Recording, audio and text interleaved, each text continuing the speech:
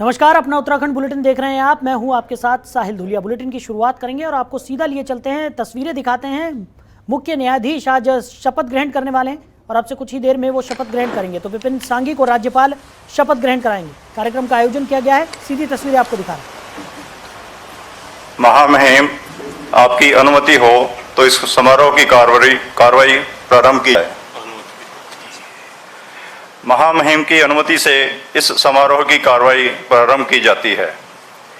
अब मैं भारत के राष्ट्रपति द्वारा जारी उत्तराखंड के मुख्य न्यायाधिपति की नियुक्ति की अधिपत्र पढ़ता हूं।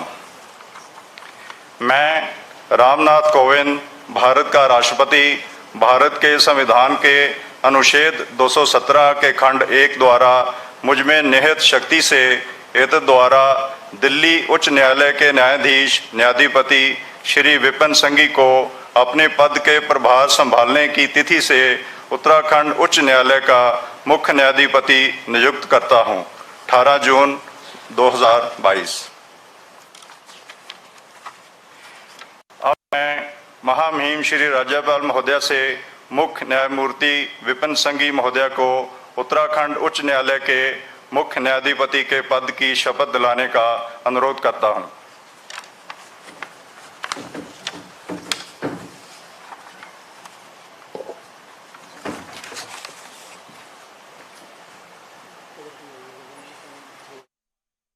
की जाए।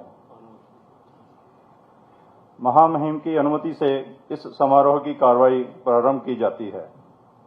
अब मैं भारत के राष्ट्रपति द्वारा जारी उत्तराखंड के मुख्य न्यायाधिपति की नियुक्ति की अधिपत्र पढ़ता हूं। मैं रामनाथ कोविंद, भारत का राष्ट्रपति, भारत के संविधान के अनुच्छेद 217 के खंड 1 द्वारा मुझमें निहित शक्ति से एतद द्वारा दिल्ली उच्च न्यायालय के न्यायाधीश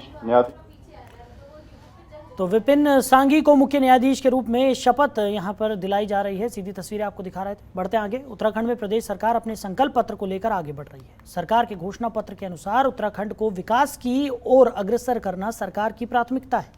बीजेपी प्रदेश प्रवक्ता विनोद सुयाल ने कहा कि युवा मुख्यमंत्री पुष्कर सिंह धामी के नेतृत्व में सरकार विकास की बुलंदियों को छूने का काम कर रही है।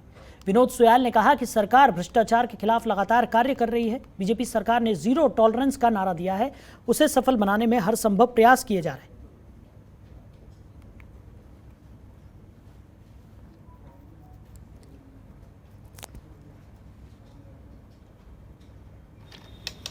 हमारे प्रदेश के युवा मुख्यमंत्री जी द्वारा जो भारतीय जनता पार्टी का संकल्प पत्र और दृष्टि पत्र है, उसको सामने रखकर ही सारे कार्यों को किया जा रहा है।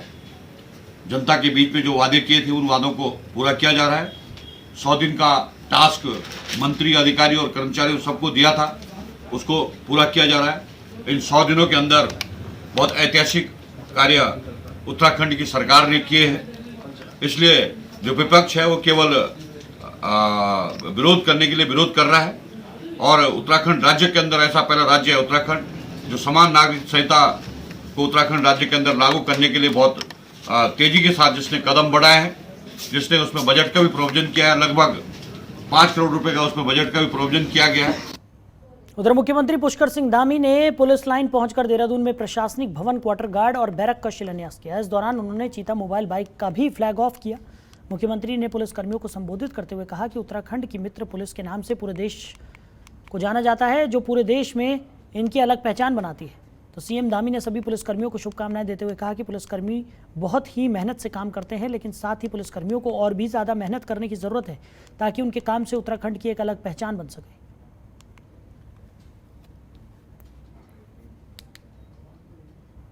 पैसा यदि कम पड़ रहा है कोई दिक्कत नहीं, और पैसा देंगे, एक अच्छा भवन बने।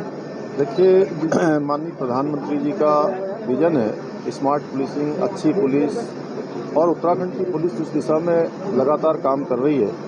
और हमारा निर्माण से संबंधित लगातार इस बात पर फोकस है कि जो भी हमारे भवन बन रहे हैं, आज जैसे यहाँ पर प्रशासनिक भवन बना है, क्वार्टर गार्ड का भवन बना है, बैरिक बनी है, तो इनका अगर भवनों में निर्माण कार्य अच्छा होना चाहिए, केवल मैं यहाँ की बात नहीं कर रहा हूँ, सभी जगह अच्छा होना चाहिए। अगर उसमें उस डीपीआर में संशोधन करना है, उसको बढ़ाना है, लेकिन उसकी गुणवत्ता अच्छी होनी चाहिए। और पुलिस हमारा अच्छा काम कर रही है। और साथ ही साथ चूँकि पुलिस ने अभी चारधाम यात्रा में लगातार हमारे पुलिस के जवान पिछले दिनों कोरोना महामारी में और अब आने वाली जो हमारी कांवड़ यात्रा है, उस कांवड़ यात्रा को भी सही प्रकार से संचालित करेंगे। उत्तराखंड की पुलिस मित्र पुलिस है और मित्र पुलिस से अपेक्षा है कि आने वाले समय में 2025 में जो हमारा लक्ष्य है, पुलिस विभाग भी अपनी कुछ योजनाओं को लेकर निश्चित रूप से जो हमारी बेस्ट प्रैक्टिस है, उस बेस्ट प्रैक्टिस के रूप में अच्छा काम करेगी। मेरी सभी को शुभकामनाएं। मंत्री जी द्वारा पुलिस लाइन देहरादून में हमारे प्रशासनिक भवन और क्वार्टर गार्ड और बैरक का शिलान्यास किया गया है। और साथ ही उन्होंने कहा है कि पुलिस के जवानों के भवन आधुनिक सुविधा युक्त होने चाहिए और जवानों की सुविधाओं में कोई कमी नहीं रहनी चाहिए, क्योंकि भवन अच्छे होंगे, एक वर्किंग एटमॉस्फेयर अच्छा होगा तो हमारी एफिशिएंसी ज़्यादा होगी। साथ ही साथ उन्होंने ये भी कहा है कि जो भवन बनाए जाएँ उच्च कोटि उच्च गुणवत्ता के बनाए जाएँ और उसके लिए बजट की कोई कमी नहीं होने दी जाएगी। हम उनके बहुत आभारी हैं।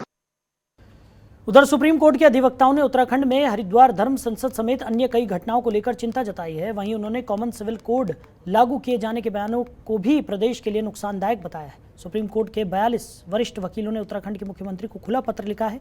इसमें बिहार हाईकोर्ट पूर्व जज अंजना प्रकाश, वरिष्ठ अधिवक्ता संजय पारिक, प्रशांत भूषण, एनडी पंचोली, राजू रामचंद्रन, गोपाल शंकरा नारायण, चंदर उदय सिंह आदि शामिल हैं। तो सुप्रीम कोर्ट की एडवोकेट ऑन रिकॉर्ड पियोली ने बताया कि अधिवक्ता समाज का चिंतक होता है।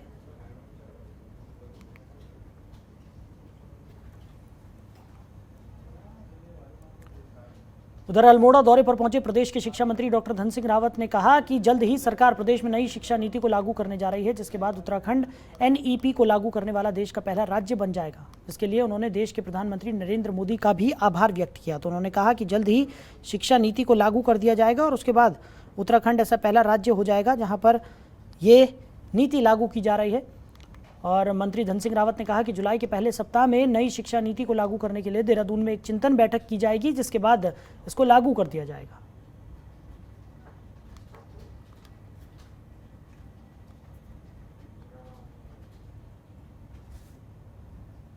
मैं देश के यशस्वी प्रधानमंत्री जी का धन्यवाद देना चाहता हूं कि इस बार देश का पहला राज्य उत्तराखंड है जो कि एनईपी को लागू करने वाला है, नई शिक्षा नीति को। और 1 और 2 तारीख अभी जुलाई में हम एक चिंतन बैठक कर रहे हैं देहरादून में। इस बार जितने हमारे स्कूल हैं उन स्कूलों में 100% किताबें कक्षा 12वीं तक हमारी सरकार फ्री देगी, बस्ते फ्री देगी, जूते फ्री देने वाले हैं, फर्नीचर देने वाले हैं। हम स्कूलों में शौचालय से लेके, पुस्तकालय से लेके, वाचनालय से लेके और टीचर तक हर प्रकार की इस बार व्यवस्था पूरी कर रहे हैं। जो भवन स्कूलों के खराब हो रखे हैं उनको भी ठीक किया जाएगा। वहीं नैनीताल हाईकोर्ट ने कोटद्वार नगर निगम की भूमि पर हो रहे अवैध निर्माण के खिलाफ दायर जनहित याचिका पर सुनवाई की। मामले को सुनने के बाद कार्यवाहक मुख्य न्यायाधीश संजय कुमार मिश्रा और न्यायमूर्ति आलोक कुमार वर्मा की खंडपीठ ने राज्य सरकार, निदेशक शहरी विकास, जिला विकास प्राधिकरण पौड़ी, सेक्रेटरी जिला विकास प्राधिकरण, जिलाधिकारी पौड़ी, आवास विकास परिषद और नगर निगम कोटद्वार से 13 जुलाई तक जवाब पेश करने को कहा है। मामले की अगली सुनवाई अब 13 जुलाई को ही होगी।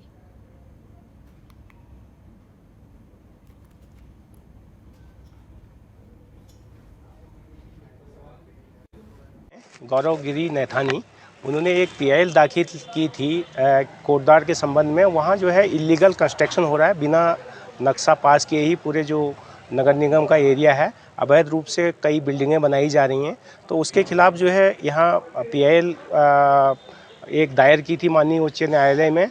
तो माननीय उच्च न्यायालय में आज उसमें उच्च न्यायालय ने आदेश किया और जिसमें जो है जिलाधिकारी पौड़ी गढ़वाल और नगर निगम कोटद्वार और जो प्राधिकरण है जिला प्राधिकरण कोटद्वार को निर्देशित किया गया है कि आप 13 तारीख तक जो है इस मामले में आपने क्या इंक्वायरी की, क्या प्रोग्रेस हुई, वो रिपोर्ट जो है आप कोर्ट में जो है उसको जो है दाखिल करेंगे।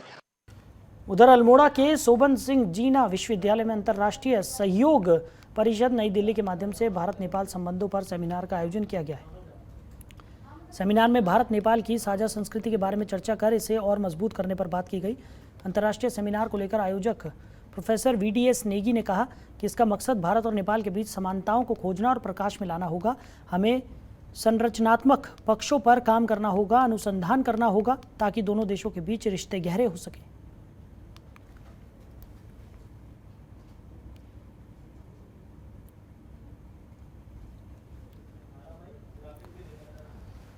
वहीं हरिद्वार जिले में 24 जून को घटी खौफनाक गैंगरेप की घटना से पूरे प्रदेश में पीड़ित महिला और उस महिला की 6 साल की बच्ची के लिए न्याय की आवाज बुलंद हुई है। इस घटना के बाद कांग्रेस पार्टी ने भी धामी सरकार के खिलाफ मोर्चा खोल दिया है। प्रदेश कांग्रेस ने मंगलवार को एसले हॉल चौक पर राज्य सरकार का पुतला दहन किया। प्रदेश के कांग्रेसी कार्यकर्ताओं ने सरकार के खिलाफ जमकर नारेबाजी की और अपना आक्रोश जताया। इस दौरान प्रदर्शन में कांग्रेस पार्टी के प्रदेश अध्यक्ष करण माहरा भी मौजूद रहे।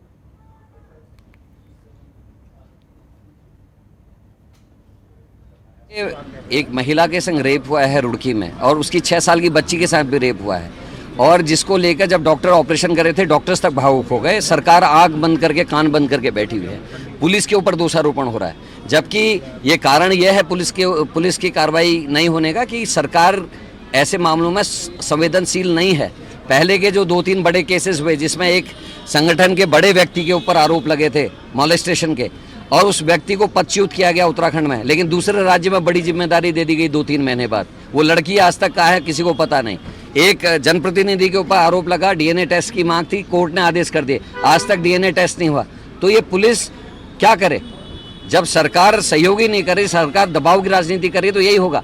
हम उस बच्ची के साथ है, उस माँ के साथ और उस हर प्रताड़ित महिला के साथ है जिसके साथ अन्याय हो रहा है। और कांग्रेस ने आज पुतला दहन करके विरोध दर्ज किया है कि सरकार चेत जाए और इस तरीके की घटनाएं दोबारा ना हो और अपराधी पकड़े जाए।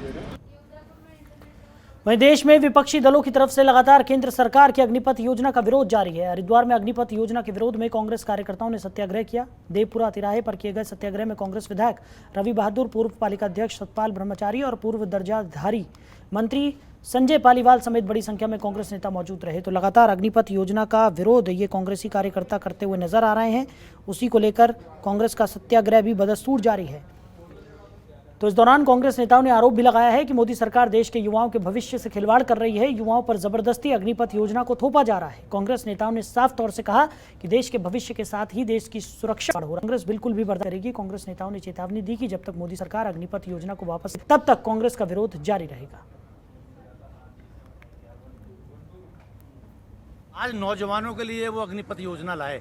आज सड़कों पे नौजवान आंदोलन कर रहा है, लाठियां खा रहा है, गोलियां चल रही हैं नौजवान के ऊपर। जब नौजवान उस स्कीम को स्वीकार नहीं कर रहा कि 4 साल आप उसे रोजगार दे रहे हो और उसके बाद उसको कहोगे कि चला जा, तो ये नौजवानों के भविष्य से खिलवाड़ हो रहा है। दूसरा, देश की सुरक्षा से भी खिलवाड़ हो रहा है। सैनिकों के सम्मान में भी ये अच्छी बात नहीं है। तो इसलिए अग्निपथ योजना की कांग्रेस डटकर विरोध कर रही है। उधर भारतीय जनता पार्टी युवा मोर्चा ने नगर पंचायत लाल कुआं के खिलाफ मोर्चा खोलते हुए कार्यालय पर जमकर नारेबाजी करते हुए प्रदर्शन किया। इस दौरान बीजेपी कार्यकर्ताओं ने नगर पंचायत पर भ्रष्टाचार का आरोप लगाते हुए नगर पंचायतों से पड़े गरीबों को आवंटित होने वाले 100 कमरों का वितरण किए जाने की मांग की। वहीं उन्होंने नगर पंचायत चेयरमैन पर अपने पद करते हुए निविदाओं में बंदरबाट का आरोप लगा से नगर पंचायत धांधली को जाने की मांग भी की। लाल कुआं में पहले हम लोग गए, उसके बाद वहाँ हमें जो है कोई व्यक्ति नहीं पाया गया, अधिकारी कोई कर्मचारी हमें वहाँ नहीं मौजूदा हालत में मिला। तो हमने अपनी बात रखने का मौका हमें नहीं मिल पाया। तो हम इस आज तहसीलदार महोदय के पास आए। बस हमारा ये 100 कमरों की जो गरीबों को लेकर जो मांग है ये पूरी हो जाए, किसी गरीब को आवास मिल जाए, हमारा इतना ही मानना है। बाकी नगर पंचायत लालकुआं में पूरी तरह से धांधली चल रही है, पूरी तरह से लिप्त है। ठेकेदार, चेयरमैन, हर कोई व्यक्ति पूरी तरह से लिप्त है। भाजपा जनता युवा मोर्चा लालकुआं द्वारा एक ज्ञापन दिया गया है जिसमें उनके द्वारा यह अवगत कराया गया है कि 100 कमरों का निर्माण वार्ड नंबर 1 में हुआ था, जिसका अभी तक आवंटन नहीं हो पाया है। साथ ही साथ उनके द्वारा ये आरोप लगाया गया है कि नगर पंचायत लालकुआं द्वारा लगातार राजकीय धन का दुरुपयोग किया जा रहा है। इसके संबंध में माननीय उपजिलाधिकारी महोदय को ज्ञापन संबोधित है। ज्ञापन वहाँ प्रेषित कर दिया जाएगा। जो भी दिशा निर्देश प्राप्त होंगे उसके हिसाब से कार्रवाई की जाएगी। वहीं द्वाराहाट के विधायक मदन बिष्ट ने प्रदेश की आर्थिक स्थिति को लेकर सरकार पर निशाना साधा है। विधायक मदन बिष्ट का कहना है कि प्रदेश कर्ज में डूबा है, सरकार बजट के नाम पर ढकोसला कर रही है, जबकि हकीकत यह है कि उत्तराखंड की सरकार 90% उधारी में चल रही है। विधायक मदन बिष्ट ने कहा कि बीजेपी सरकार के मंत्री कह रहे हैं कि पर्याप्त बजट है, लेकिन सरकार ने हर विभाग में बजट की कटौती की है, जबकि नियम यह है कि हर साल 10% की बढ़ोतरी की जाती है। किसी भी विभाग में आप देख लीजिएगा, सब में बजट की कटौती हुई है, जबकि हर साल 10% बजट का प्रावधान होता है कि बढ़ता है। आज 91%, 90% जो है उत्तराखंड की सरकार उधारी में चल रही है।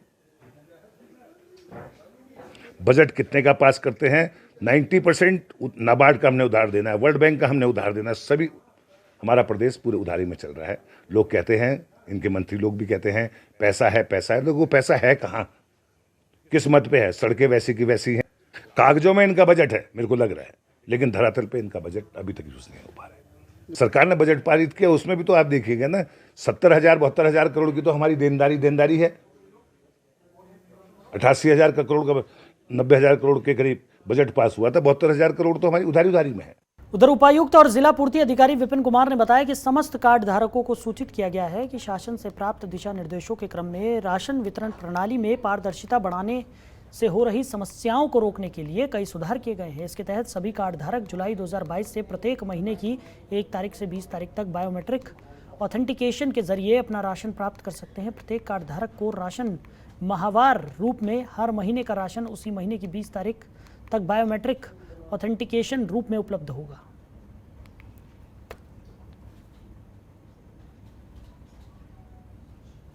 अपने उपभोक्ता जो कस्टमर्स हैं, जो NFS से कार्ड धारक और APL कार्ड धारक, उनसे अपील करना चाहूँगा कि जून माह का राशन अभी भी दुकान पर अवेलेबल है। आप अपने जून माह का जिन लोगों ने नहीं लिया राशन, वो आके ले सकते हैं 30 जून तक। और इसमें आवश्यक होगा बायोमेट्रिक से ही हम राशन बांट रहे हैं इस बार, तो अपनी बायोमेट्रिक लगवा कर ही राशन लेना आप सुनिश्चित करेंगे, ये मेरी आपसे अपील है। और जुलाई माह का राशन 1 जुलाई से हम वितरण शुरू कर देंगे और वितरण 20 जुलाई तक जारी रहेगा। तो आपसे अपील है कि 20 जुलाई से पहले जुलाई माह का राशन भी आप उठा लें। और किसी कारण से किसी कस्टमर का अगर बायोमेट्रिक नहीं आ पा रहा है, टेक्निकल प्रॉब्लम है या फिर उंगली में कोई प्रॉब्लम है, हाथ में कोई दिक्कत है, तो उसको भी हम राशन से किसी को वंचित नहीं रखेंगे, राशन सबको देंगे, उसका रिकॉर्ड हम प्रत्यक्ष से रख लेंगे। वहीं केदारनाथ और हेमकुंड साहिब के लिए 2000 करोड़ की लागत से रोपवे का निर्माण किया जाएगा। NHAI की agency national highway logistic management limited ने दोनों रोपवे की DPR तैयार कर ली है। अब वन भूमि हस्तांतरण के लिए केंद्र के साथ प्रक्रिया चल रही है। इसके अलावा 5 और रोपवे के लिए NHAI ने सर्वे का काम शुरू कर दिया है। सोनप्रयाग से केदारनाथ रोपवे का निर्माण 1200 करोड़ और हेमकुंड साहिब से गोविंद घाट रोपवे का निर्माण 850 करोड़ से किया जाएगा। इसके अलावा पंचकोटी से बैराड़ी, बलाटी बैंड से खलिया टॉप, ऋषिकेश से नीलकंठ औली से गौरसों और रानीबाग से हनुमानगढ़ मंदिर के बीच रोपवे के लिए सर्वेक्षण शुरू कर दिया गया है।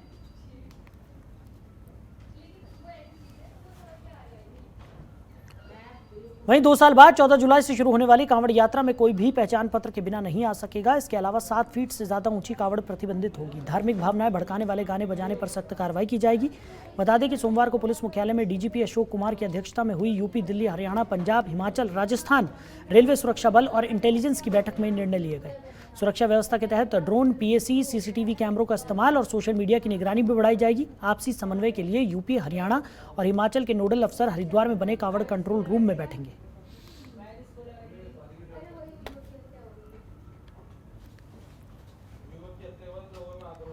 उधर हरिद्वार के बहादुराबाद थाना क्षेत्र संतरशाह चौकी की एक कंपनी में महिलाओं से यौन शोषण का मामला सामने आया है। पीड़ित महिला ने बताया कि कंपनी के स्टाफ सुपरवाइजर ने मेरे साथ छेड़खानी की और मुझे बाहर घूमने के लिए कहता है। जब मैंने इसका विरोध किया तो उन्होंने HR स्टाफ के साथ मिलकर मुझे कंपनी से बाहर निकाल दिया। वहीं पीड़ित को इंसाफ दिलाने के लिए विरोध प्रदर्शन कर रहे भीम आर्मी ने कहा कि इस कंपनी में लड़कियों का शोषण होता है। जब लड़कियां इसका विरोध करती हैं तो वो किसी न किसी बहाने से लड़कियों को कंपनी से बाहर निकाल देते हैं। ये बिल्कुल बर्दाश्त नहीं किया जाएगा।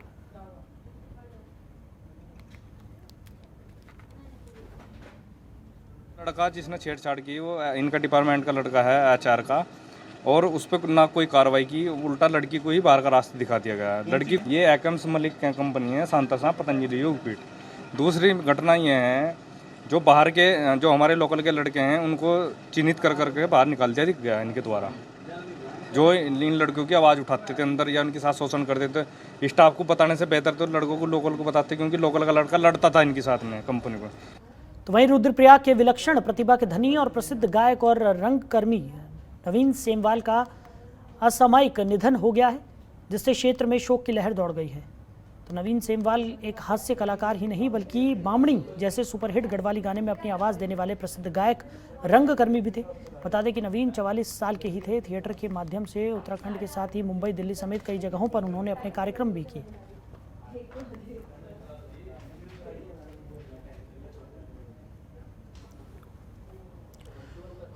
उधर मसूरी में मानसून की पहली बारिश से भारी मात्रा में मलबा आने से पर्यटक की कार दब गई। पर्यटन नगरी में लगातार हो रही भारी बारिश की वजह से व्यवस्थाएं चरमरा गई हैं। बरसात से पहले नाले न खोले जाने और कुएं की वजह से मलबा सड़कों पर आ रहा है। वहीं भट्टा गांव के पास पर्यटक की कार मलबे में दब गई, जिसके चलते रोड बंद हो गई, जिस पर लोक निर्माण विभाग ने जेसीबी लगाकर मलबा साफ किया, तब जाकर रोड खुल सकी।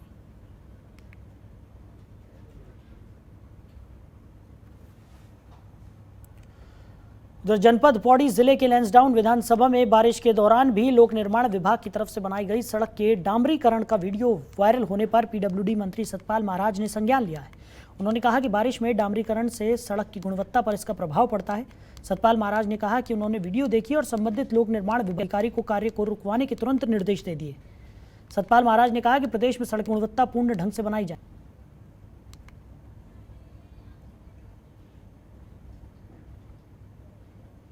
मैं माननीय सतपाल महाराज जी से पूछना चाहता हूँ कि आपके पास पीडब्ल्यूडी मंत्रालय है, आपके वहाँ लैंसडाउन विधानसभा में रिखणी खाल में बरसात के दौरान एक रोड निर्माण कार्य चल रहा था, तो आप ये बताइए कि बरसात के दौरान जो रोड निर्माण कार्य चल रहा है वो कितने दिन तक टिक पाएगा। मैं कहता हूं कि आप केवल आश्वासन देते रहेंगे या ऐसे भ्रष्ट अधिकारी और जो भ्रष्ट ठेकेदार है उनके खिलाफ कोई एक्शन लेने का कार्य करेंगे। उधर ऋषिकेश का सोशल मीडिया पर एक वीडियो तेजी से वायरल हो रहा है, जिसमें पर्यटक और स्थानीय लोग आपस में जमकर राफ्टिंग के चप्पू और लाठी डंडों से मारपीट करते हुए दिखाई दे रहे हैं। खास बात यह है कि पुलिस की मौजूदगी में हो रही इस मारपीट ने कई तरीके के सवाल खड़े कर दिए हैं। सबसे बड़ा सवाल तो ये कि पुलिस की मौजूदगी में जिस प्रकार से सरेआम राफ्टिंग के चप्पू और डंडे चल रहे हैं, उससे साबित हो रहा है कि मारपीट करने वालों में पुलिस का खौफ बिल्कुल नहीं है। बताया जा रहा है कि ये वीडियो लक्ष्मण झूला थाना क्षेत्र का है। दावा है कि नीलकंठ से वापस आते समय हरियाणा के कुछ युवक जो नशे में धुत थे, उन्होंने पहले टैक्सी यूनियन पर वाहन पार्क करने को लेकर एक ड्राइवर से बदसलूकी की, जिसके बाद मामला हाथापाई और मारपीट में बदल गया। किसी तरह मामला शांत हुआ तो कुछ दूरी पर फिर से हरियाणा के युवकों का स्थानीय लोगों के साथ किसी बात को लेकर विवाद हो गया। देखते ही देखते जमकर राफ्टिंग के चप्पू और डंडों से मारपीट शुरू हो गई। तो फिलहाल इस बुलेटिन में मेरे साथ इतना ही। आप बने रहिए और देखते रहिए जनतंत्र टीवी। खबरों के निष्पक्ष विश्लेषण के लिए सब्सक्राइब करें Jantantra TV and press the bell icon. Never miss any update.